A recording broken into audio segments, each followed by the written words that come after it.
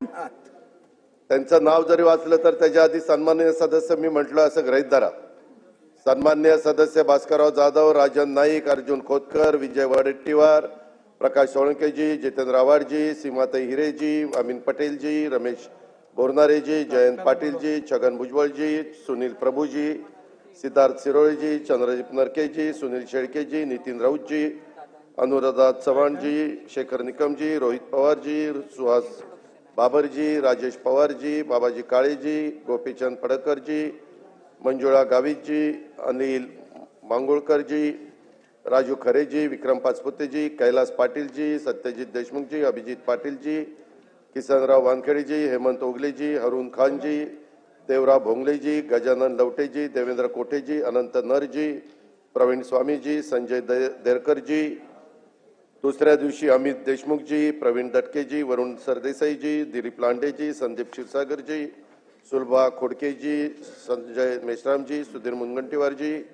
सिद्धार्थ खराजजी, बापूसाहेब पठारेजी, राजेंद्र गावितजी, सना मलिकजी, विश्वजीत कदमजी, सुरेश धसजी, विजय शिवतारेजी, मोहम्मद इस्माईल अब्दुल खलीकजी, विजयसिंह पंडितजी, ज्योती गायकवाडजी, रोहित पाटीलजी, रईस शेखजी, मनीषा चौधरीजी, श्रीजय चव्हाणजी, निलेश राणेजी, चंद्रकांत नवघरेजी, मनोज जमसुतकरजी, स्नेह दुबेजी, मुरजी पटेलजी, अमिषा पाडवीजी, हिरामण खोसकरजी, अशा अनंत तिडकेजी, मनोज कायंदेजी, अमोल जावळेजी, काशीनाथ दातेजी, विनोद अग्रवालजी, संजय उपाध्यायजी, अशा जवळपास 74 ते 75 सन्माननीय सदस्यांनी त्या ठिकाणी चर्चेमध्ये दोन दिवसामध्ये भाग घेतला आणि बहुतेक राज्याच्या आजपर्यंतच्या अर्थसंकल्पाच्या चर्चेच्या बद्दल भाग घेणाऱ्यांची संख्या ही यावेळेस सर्वात जास्त होती. अध्यक्ष महोदय, काही सन्माननीय सदस्यांनी मी फार बारकाईनं ऐकत होतो की अर्थसंकल्पाच्या अनुषंगाने महत्त्वाच्या त्यांनी काही सूचना राज्याच्या हिताच्या दृष्टीने केलेल्या आहेत. काहींनी मतदारसंघातल्या देखील आपल्या समस्या या अर्थसंकल्पाच्या चर्चेच्या निमित्तानं मांडण्याचा प्रयत्न केलाय. परंतु सर्व सन्माननीय सदस्यांची निश्चितपणे सरकार म्हणून, विभागाचा मंत्री म्हणून आम्ही त्यांच्या मागण्यांची नोंद घेतलेली आहे आणि त्यावर योग्य ती कारवाई करण्याचा देखील सरकारचा, आमचा विभागाचा त्या ठिकाणी प्रयत्न राहणार आहे. प्रिंट आणि इलेक्ट्रॉनिक मीडियाने देखील अर्थसंकल्पाची दखल घेतलेली आपण पाहिली आणि वेगवेगळ्या पद्धतीनं त्यांनी अर्थसंकल्पाचं विश्लेषण केलेलं देखील अर्थसंकल्प मांडल्यानंतर अध्यक्ष महोदय त्या ठिकाणी आपल्या सगळ्यांच्या ऐकण्यामध्ये, पाहण्यामध्ये आलेलं आहे. हे विश्लेषण अर्थात आमच्यासाठी, सरकारसाठी, माझ्यासाठी, विभागासाठी उपयुक्त असंच होतं आणि त्याच्यामुळे या सगळ्या घटकांना मी त्याच्याबद्दल धन्यवाद देतो. आणि विशेषतः अनेक राजकीय व्यक्तींनी देखील आपण जर पाहिलं तर त्याच्यामध्ये कृषी असेल, उद्योग असेल, सेवा असेल, शिक्षण असेल आणि इतरही वेगवेगळ्या क्षेत्रातील तज्ज्ञांनी पण अर्थसंकल्पाची दखल घेतलेली हा अर्थसंकल्प मांडल्यानंतर आपण सगळ्यांनी पाहिलेले आणि आपली प्रतिक्रिया देखील व्यक्त केलेल्या आहेत. त्यांनाही मी धन्यवाद देतो. कारण कुठलाही अर्थसंकल्प मांडल्यानंतर दोन्ही बाजूंनी बोललं जातं. कोणी चांगलं त्याला म्हणतं, विरोधक त्याच्यावर टीका करत असतात. अशा पद्धतीचा आजपर्यंतचा गेल्या राज्याची निर्मिती झाल्यापासूनचा अनुभव आहे. अध्यक्ष महोदय, एकंदरीतच यावेळी अर्थसंकल्पाचं स्वागताचं आणि कौतुकाचं प्रमाण हे वेगवेगळ्या पद्धतीचं आपल्याला पाहायला मिळालं आणि त्याच्यामुळं निश्चितपणे आमच्यासारख्याला पण ऊर्जा मिळते. कारण आम्ही जे काम करतोय, सरकारने जे प्रचंड मोठ्या संख्येने अध्यक्ष महोदय यावेळेस महायुतीच्या सरकारला त्या ठिकाणी निवडून दिलेलं आहे. असलं न भूत न भविष्यती अशा प्रकारचं बहुमत हे मला नाही वाटत पुढं कधी कुणाच्याही कारकिर्दीमध्ये मिळेल. अशा पद्धतीचं बहुमत महायुतीच्या सरकारनं महाराष्ट्रातल्या जनतेने दिलं. त्याबद्दल मी जनतेचं पण मनापासून आभार मानतो, मतदारांचे आभार मानतो, त्यांना धन्यवाद देतो. अध्यक्ष महोदय, महायुतीच्या सन्माननीय सदस्यांनी कौतुक करणं मी त्या ठिकाणी समजू शकतो, कारण ते आमच्या सरकारमधले पाठिंबा देणारे सगळे घटक आहेत. परंतु समोरनं आता भास्करराव इथं नाही आहेत, परंतु भास्करराव असतील किंवा काही सन्माननीय सदस्यांनी देखील अर्थसंकल्पाचं त्या ठिकाणी कौतुक केलं. त्याच्या मागचं कारण काय, खरोखरीच त्यांनी मनापासून त्याचं कौतुक केलंय का अजून त्याच्या पाठीमागं काही वेगळी भावना आहे? परंतु एकंदरीत हे सगळं कौतुक केल्यानंतर माझ्यासारखा कार्यकर्ता अध्यक्ष महोदय भारावून त्या ठिकाणी गेलेला आहे. जयंतराव आता नाही आहेत, परंतु सन्माननीय सदस्य जयंतराव पाटील साहेब नेहमीच त्यांच्या स्वभावाला अनुसरून कौतुकाला एक उपरोधात्मक अशा प्रकारची झालर देण्याचा त्या ठिकाणी प्रयत्न करत असतात आणि आज ते नाही आहेत. त्याच्यामुळं आता रोहित इथं दिसतोय, एकच दिसतोय आज, तर कोणी दिसतच नाही. बापूसाहेब आहेत, राजू खरेजी आहेत, अभिजित आहेत, ठीक आहे, आहेत थोडेसे आहेत. मंत्रिमंडळात त्यांनी बोलत असताना अध्यक्ष महोदय तुम्ही ऐकलं असेल, सभासदांनी ऐकलं की आता सगळ्या मंत्र्यांना अजित पवारांना शरण त्या ठिकाणी गेल्याशिवाय त्यांना पर्याय नाही.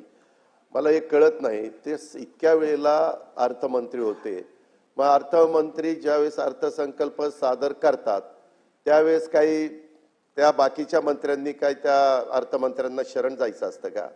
खरं त्यांच्यासारख्या व्यक्तीकडनं अशा प्रकारची अपेक्षा शरण जाणं किंवा इतर काही गोष्टीचा उल्लेख, शब्दांचा उल्लेख करणं अध्यक्ष महोदय हे काही बरोबर नाही. शेवटी आम्ही सगळ्यांनी नेहमीच राज्याचे मुख्यमंत्री देवेंद्रजी असतील, उपमुख्यमंत्री एकनाथरावजी असतील, मी असेल किंवा आमच्या मंत्रिमंडळातले सगळे मंत्री राज्यमंत्री असतील, हे सगळे आम्ही सांगतात की आमचे सगळ्यांचे एकी आहे, आमच्यामध्ये कुठेही वाद नाही आहेत, परंतु वेगवेगळ्या पद्धतीनं तशा प्रकारच्या बातम्या रंगवण्याचा प्रयत्न अध्यक्ष महोदय त्या ठिकाणी केला जातो, परंतु त्याला काही अर्थ नाही हे देखील मी या निमित्ताने सांगेन. एकंदरीतच हा अर्थसंकल्प मांडत असताना काहींनी अशी पण टीका केली, बडा घर पोकळ वासा, असं काही जण तमले, काही जण म्हणले मारल्या थापा भारी केला महाराष्ट्र कर्जबाजारी, असंही काहींचं म्हणणं आहे. मी या सगळ्यांच्यावर अध्यक्ष महोदय येणार आहे, कारण काही जण पहिल्यांदाच आमदार झालेले आहेत किंवा कदाचित अर्थ कारणाची जास्त माहिती नसेल म्हणून त्यांनी तशा पद्धतीनं वक्तव्य केलं असेल, परंतु काही लोकांनी नाही हे होत आहे, काही लोकांनी अर्थसंकल्पाचा विचार करून सादर केलेला संतुलित अर्थसंकल्प आहे अशा प्रकारची पण प्रतिक्रिया ही राज्यामध्ये उमटलेली आपण त्या ठिकाणी पाहिली. माझा उत्साह वाढवण्यासाठी मला एकच म्हणावं असं वाटतं अध्यक्ष महोदय, ऐकल्या शिव्या दुनियेच्या झाली जरी बदनामी, हे काय कमी मजेसाठी मी तुम्हा आवडलो आहे, अशा पद्धतीचा अध्यक्ष महोदय एकंदरीत परिस्थिती. कारण एकीकडे शिव्या द्यायच्या, एकीकडे बोलायचं, पुन्हा थोडं कौतुक पण करायचं, एकीकडे मारल्यासारखं करायचं, असं करायचं नाही. चांगली लोकशाही आहे, आपण आला त्याबद्दल धन्यवाद. अध्यक्ष महोदय 12 मार्चला स्वर्गीय यशवंतराव चव्हाण साहेबांचा जयंतीच्या दिवशी मी सकाळीच कराडला गेलेलो होतो आणि प्रीती संघावर जाऊन त्यांच्या समाधीचं दर्शन घेतलं, त्यांना अभिवादन देखील केलं.